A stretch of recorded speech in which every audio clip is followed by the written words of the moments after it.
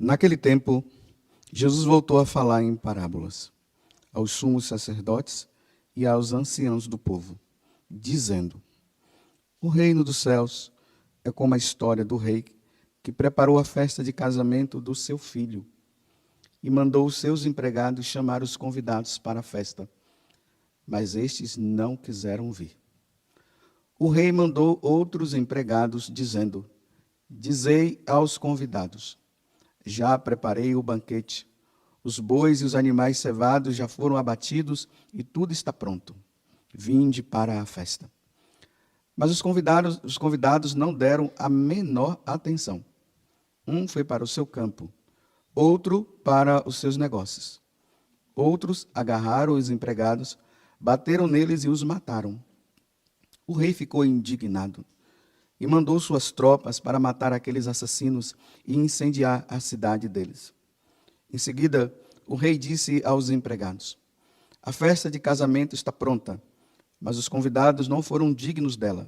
Portanto, ide às encruzilhadas dos caminhos e convidai para a festa todos os que os encontrardes.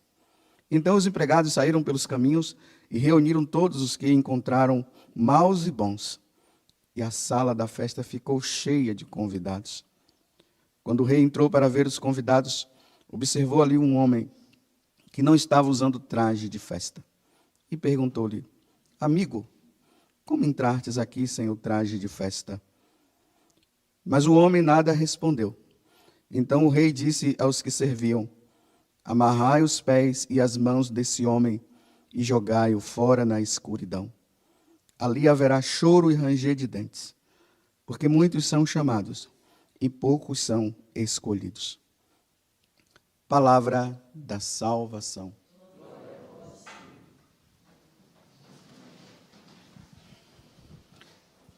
Que as palavras do Santo Evangelho perdoem os nossos pecados. Vocês veem que Jesus ele está retomando as parábolas. Nós já estamos no capítulo 22 do Evangelho de São Mateus. Vocês percebam que ele está falando agora para os sacerdotes e também para os anciãos do povo. Como eu já disse, né, tem horas que Jesus está falando somente para os apóstolos. Tem momentos que ele está falando com o povo todo. Agora ele está se dirigindo aos anciãos e também aos sacerdotes. E ele conta essa parábola, dizendo que o reino dos céus é como uma festa de casamento. Ou melhor, é como uma grande festa. Jesus mostra que lá no céu haverá uma grande festa. E geralmente quando Jesus faz a comparação da festa, ele sempre faz a comparação da festa de um casamento. Porque lá no céu vai ter o encontro da igreja com o seu esposo. Então, a igreja se encontra com Jesus e lá no céu vai ter uma festa para sempre. Então, Deus agora, ele está convidando o povo para essa festa. Vamos lá, olha, sai chamando por aí. E uma decepção, aqueles que são convidados acabam não querendo ir, porque estão agarrados às coisas desse mundo, aos bens materiais desse mundo. Nunca tem tempo, vocês já perceberam, né? Que tem muita gente que não tem tempo para Deus. Não tem tempo para as coisas de Deus, tem tempo para tudo, menos para Deus. Então, o que é que Deus faz? Olha, então, separa. Aqui fala até que manda matar tudo. E depois, vamos convidar então aqueles que não foram convidados. E justamente aqueles que não foram convidados antes e foram convidados agora, eles se abrem. E aqui vai falando da conversão das pessoas, né? Porque, na verdade, Jesus está falando para aqueles anciãos: olha, vocês foram convidados primeiros e vocês não quiseram. Então, se vocês não querem, você vê como é que Jesus fala indiretamente para que eles possam pensar que Jesus esteja falando para eles mesmo? É para eles que Jesus está falando, eles não quiseram. Então, vamos pegar o povão, vamos pegar os pagãos, vamos chamar aqueles que não querem, que não queriam saber. E são justamente esses que acabam indo. Agora aqui tem um detalhe, e é nesse detalhe que nós precisamos nos deter diante dessa parábola. Imagina, né? Está tendo uma festa, o dono da casa dá uma olhada assim, de repente ele vê uma pessoa lá que está com uma roupa diferente. Mas que história é essa? Por que essa questão da roupa diferenciada? Antigamente, quando as pessoas eram convidadas para a festa, o dono da casa dava uma roupa para os participantes. Então, aquele dali não recebeu. Entrou de penetra. Ele não podia estar lá. Aí, o dono da festa olha para ele, ainda chama ele de amigo, e diz assim: amigo, como foi que você entrou aqui se você está sem o traje? Que história é essa? Aí ele fica calado, porque ele sabia que ele estava errado. O que é que ele tinha o que dizer nesse momento? Porque realmente ele estava sem a roupa. Então aí vem a recompensa, né? Olha, amarra esse homem. Joga ele na escuridão. Mais uma vez, está vendo Jesus falando da questão do inferno, está vendo? Amarra ele, joga na escuridão, e lá haverá choro e ranger de dentes. Haverá choro e ranger de dentes para aqueles que não estiverem com o traje novo. Então vamos entender. Como é que uma pessoa ela se torna cristã? Como é que ela se torna católica? Ela é um pagão que de repente se encontra com Deus e resolve entrar no caminho. A primeira coisa para que ela possa entrar, ela precisa ser batizada. E aqui nós vamos relembrar, né, o nosso batismo. Depois que a pessoa ela é batizada, porque antes do batismo, a pessoa é chamada a fazer uma renúncia. A renúncia ao diabo. A renúncia a tudo aquilo que é mal. Renúncia ao pecado. Renúncia às falsas religiões. Essas são as perguntas que o sacerdote faz à pessoa que vai ser batizada. Depois que a pessoa faz isso, faz essa renúncia, ela é convidada a professar a sua fé. Agora sim, uma vez que renunciou ao pecado, renunciou ao demônio, renunciou a tudo aquilo que nos afasta de Deus, ela é convidada a professar a sua fé. Então agora eu creio sim, eu creio em Deus Pai Todo-Poderoso, Criador do céu e da terra, e em Jesus Cristo, seu único Filho, nosso Senhor. Eu creio na Igreja Católica, Apostólica, Romana, e aí vai falando.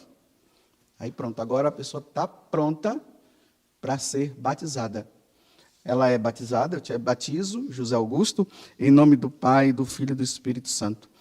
Aí ali, no batismo, a pessoa recebe uma veste nova. Por isso que a criança que foi batizada, os padrinhos respondem por ele, e os pais também. Ou quando a pessoa é adulta, ela vai com aquela roupa branca. Aquela roupa branca não é para ficar indicando que a pessoa vai ter paz no coração. Não é isso, não.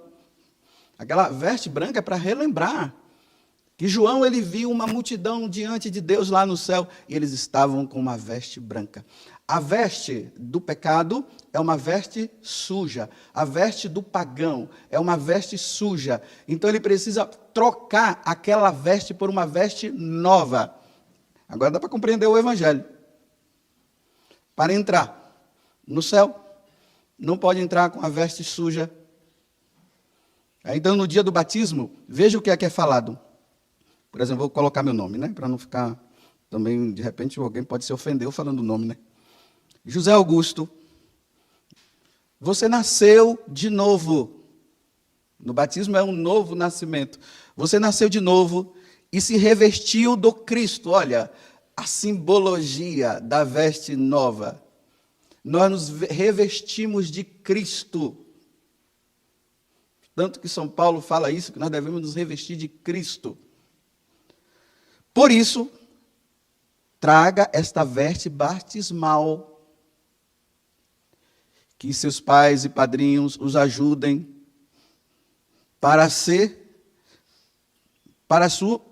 que através das suas palavras e exemplos, conserve a dignidade de filhos e filhas de Deus. Olha, aí o pai e o padrinho, os pais e os padrinhos têm que estar ali ajudando aquela criança que vai crescendo na sua vida espiritual. Eles têm que, com o exemplo deles, com as palavras deles, levar aquela criança a permanecer com essa veste branca, porque essa veste branca simboliza o Cristo que foi revestido e também a dignidade de filho de Deus que a pessoa recebeu até a vida eterna. Então, um católico, ele não pode, de forma nenhuma, permitir que as suas vestes fiquem sujas novamente.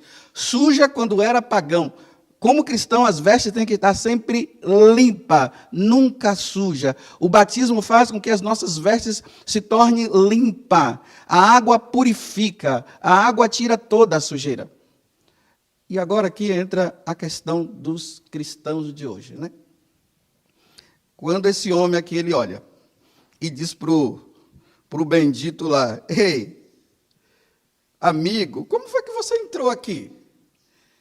Com esse traje, sem o traje de festa. Olha, como é que você entrou aqui com essa roupa suja? Os cristãos de hoje, eles querem dizer que eles são de Deus, mas ao mesmo tempo eles querem ficar com a veste suja. Eu sou de Deus, mas vivo no pecado, mas eu continuo fazendo as coisas erradas. Mas, afinal de contas, Deus conhece meu coração. A misericórdia de Deus é muito grande. Você acha que Deus vai permitir que eu seja lançado nas trevas exteriores, aonde haverá choro e ranger de dentes? Não, Deus é meu amor, Deus me compreende. Eu posso sim viver assim, não tem problema. E no final, eu vou participar do grande banquete lá na eternidade. Rapaz, eu fico assim admirado com a fé dessas pessoas. Eu não tenho essa fé, não. É fé demais. Acreditar que eu poderei um dia estar na eternidade com as vestes sujas, sem limpar. E aí entra realmente a fraqueza humana. Por isso que entra o confessionário agora, porque o batismo é um só, não pode ter 2 nem 3 batismos, o batismo é um só. Ali, no batismo, nós recebemos a dignidade de filho de Deus, nós voltamos à inocência de como Adão e Eva eram lá no paraíso, sem o pecado. Ele nos limpa, mas nós ficamos com a inclinação a errar. Então, por essa inclinação, nós temos que estar atentos, vigiar e orar para não cair na tentação. E aí nós vamos lutando quando acontece diante de uma fraqueza. Meus irmãos, não é sem vergonhice, é fraqueza. Pode ser que, diante de uma fraqueza, aquele homem ou aquela mulher acabem adulterando. Diante de uma fraqueza, sabe lá como, eu acabo roubando. Então eu me sujo. Diante de uma situação lá, eu acabo matando. Sei lá. E aí eu tenho que ir, porque minha roupa ficou suja de novo, eu tenho que voltar. A roupa tem que ficar limpa de novo, as vestes deverão ficar limpas. Busca-se um sacerdote, porque é no confessionário que se recebe o perdão dos pecados após o batismo. Antes do batismo, o perdão dos pecados acontece no batismo. Depois do batismo, o perdão dos pecados acontece no confessionário. É no confessionário que acontece o perdão. Sem o confessionário não tem não. Então a roupa sujou, limpa logo. Como eu falei ontem, né? Porque a hora pode estar chegando. Dom Bosco, ele falava muito isso. Meus filhos, limpem, estejam sempre limpos. Cuidado, meus filhos, com o pecado, porque vocês não sabem a hora. E Deus poderá vir te chamar e vocês irem para o inferno. Dom Bosco falava assim. Então a nossa roupa, ela não pode. Então tá bom. Eu repito, não por sem vergonhice, porque tem pessoas que estão pecando por sem vergonhice. Eles vão e pecam mesmo e dizem assim, depois lá no céu, Deus vai me perdoar. Isso se chama presunção, pecado de presunção. A pessoa acha que não tem problema, ela entra na soberba, no final tudo vai terminar bem, tudo vai terminar bem. E não se preocupa em limpar. Aí a pessoa vai, né? Ela morre, a alma vai diante de Deus, e ali está a questão, meus irmãos. É como esse homem aqui, a alma vai suja. Quando eu peco, eu me torno inimigo de Deus quando eu peco. A minha alma, ela fica suja. Vocês não veem, só Deus vê. Só Deus enxerga. Alguns santos falam que a nossa alma fica fedida, é uma imundície que fede, mas nós não sentimos, nós não cheiramos. Deus vê isso. Então a alma, ela vai suja. Aí ela chega lá suja, aí Deus olha para ele e diz assim: ei, você não está com a veste limpa? O que aconteceu? Meus irmãos, o que nós iremos dizer diante de Deus? Vamos justificar? Você viu que o cara que ficou calado? O que nós iremos dizer na hora do nosso julgamento, quando nós formos diante de Deus? Nós vamos justificar o quê? Nós vamos dizer assim: ah, Senhor, o Senhor sabe, né? Era meu coração, o Senhor sabia do meu coração. Ah, Senhor, o Senhor sabia que era minha fraqueza, mas não lutou, né? Ah, Senhor, o Senhor sabe, né? Todo mundo fazia, eu também fiz. É isso que você vai falar? É isso que eu vou falar? Meus irmãos, diante de Deus não se tem o que falar. Nós já vamos, do jeito que nós vivemos aqui em São Bernardo de Claraval, que nós estamos celebrando no dia de hoje, ele dizia isso, que quando uma alma, ela vai, se ela vai na graça de Deus, ela leva essa veste limpa dela diante de Deus, ela vai do jeito como ela viveu aqui. Se ela vai no pecado, se ela vai na desgraça do pecado, ela vai com a desgraça do pecado diante de Deus, e ali recebe a sentença: vinde, bendito de meus pais, do meu pai. Ou ele vai dizer: afastai-vos de mim. Que é o que está dizendo aqui. Amigo, o que você está fazendo aqui? Gente, você imagina Deus, eu chegar diante de Deus e Deus dizer assim: Paz Augusto, o que você está fazendo aqui? Sai daqui, vai embora. Aqui não. Mas, Senhor, misericórdia, aqui não. Vai embora. Para onde? Amarrai os pés e as mãos desse homem e jogai-o na escuridão. Ali haverá choro e ranger de dentes eterno. Sofrimento eterno, porque sujou a sua roupa aqui e era para ela estar limpa. Termino fazendo uma pergunta: a tua roupa está suja ou está limpa? Até quando você vai permanecer com essa roupa limpa? Suja, melhor dizendo. Até quando você vai permanecer com essa roupa suja? E você que está com a roupa limpa, permaneça com ela. Porque nós não sabemos nem o dia e nem a hora. Ó Virgem Santíssima, não permitais que eu viva e nem morra em pecado mortal.